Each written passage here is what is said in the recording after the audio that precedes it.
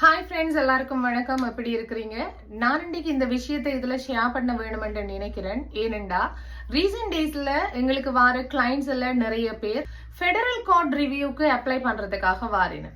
It means first hearing ஆர்பிடியால reject பண்ணப்பட்டு அதுக்கு பிறகு அவங்க ரேடுக்கு அப்ளை பண்ணி அதுக்கும் ரிஃப்யூஸ் பண்ணப்பட்டு அதுக்கு பிறகு என்ன செய்யறன்றது தெரியாம ஃபெடரல் கோர்ட் அப்பீலுக்கு வாரின.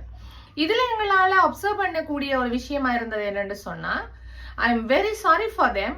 பட் அதுல ப்ராப்ளம் என்னன்னா, நிறைய பேர் ரேடுக்கு அப்ளை பண்ணும்போது, அதாவது அப்பீலுக்கு அப்ளை பண்ணும்போது சேம் டாக்குமெண்டேஷன், ரிஃப்யூஜி ப்ரொடெக்ஷன் டிவிஷனுக்கு ஃபர்ஸ்ட் ஹியரிங்குக்கு அவங்க என்னென்ன டாக்குமெண்டேஷன் சப்மிட் பண்ணினாங்களோ அதே டாக்குமெண்ட் அப்படியே ரேடுக்கு அப்ளை பண்ணியிருக்கேன். அடிஷனலா ஒரு நியூ எவிடன்சஸ் வைக்கல, நியூ சப்போர்ட் டாக்குமெண்ட்ஸ் கொடுக்கல.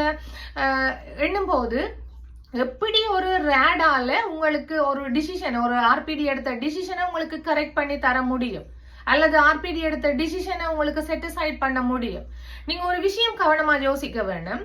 உங்களோட ரிஃப்யூஜி ப்ரொடெக்ஷன் டிவிஷனால நீங்கள் கொடுத்த basis of claim form, narration plus உங்களோட எவிடன்சஸ் அடிப்படையாக வச்சு ஒரு ரீசன் உங்களுக்கு ரிஃப்யூசல் என்று மேட் பண்ணி இருக்கிறீங்க சொன்னால், சேம் டாக்குமெண்டேஷன் உங்களுக்கு எப்படி இன்னொரு ப்ரொடெக்ஷனை தரும் அல்லது அப்பீல உங்களுக்கு சக்சீட் பண்ணும் ரேடால.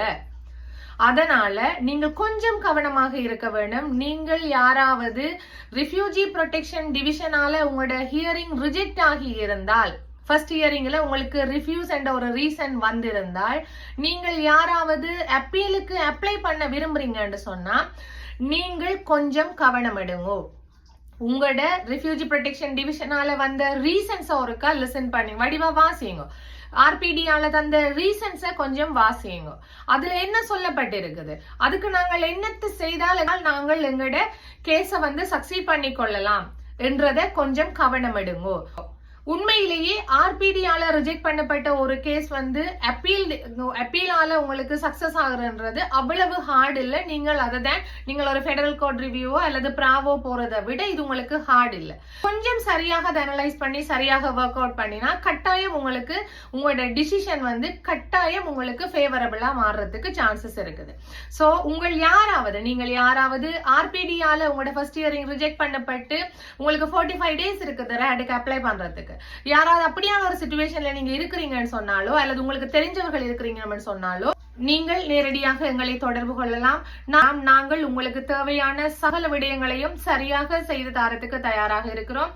நாங்கள் Prime Legal Services Morningside and Finch இன்டர்செக்ஷன்ல இருக்கிற ஈரா சூப்பர் மார்க்கெட்டுக்கு ஆப்போசிட்ல இருக்கிற ஈரா பிளாசாவில யூனிட் 231 இருக்கிறோம். எங்களோட கான்டாக்ட் நம்பர் 9053346851. நீங்கள் வீக் டேஸ்ல நேரடியாக தொடர்பு கொள்ளலாம் 10:30 to 5:30. அதே நேரம் வீக்கெண்ட்ஸ்ல அப்பாயின்மெண்ட்ஸ் மேக் பண்ணி போட்டு நீங்கள் எங்களை மீட் பண்ணி கொள்ளலாம். தேங்க்யூ.